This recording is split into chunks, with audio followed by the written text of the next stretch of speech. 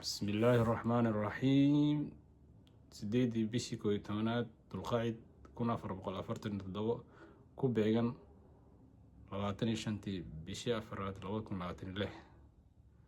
Indhaha caalamka ayaa maanta ku wajahan magaalada Islamabad, halkaas oo wasiirka arrimaha dibadda Iran Abbas Araghchi uu kulamo muhiim ka wado.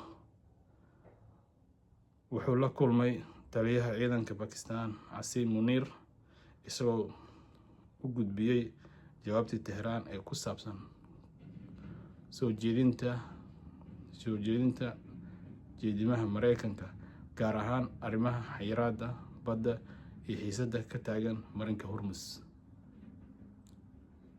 Dhanka kale, Mareykanka oo hogaaminaya Donald Trump ayaa sheegay in wadahadallada toos ah la filayo, balse Iran si cad ah ay u beenisay arrintaas. Ra'iisul wasaaraha Pakistan Sharif ayaa isna la filayaa inuu la kulmo wafdiga Iran, iyadoo Pakistan ay door dhexdhexaad ah ka ciyaarayso xiisadda. Xaaladda hadda is-afgaran waa iyo su'aalo badan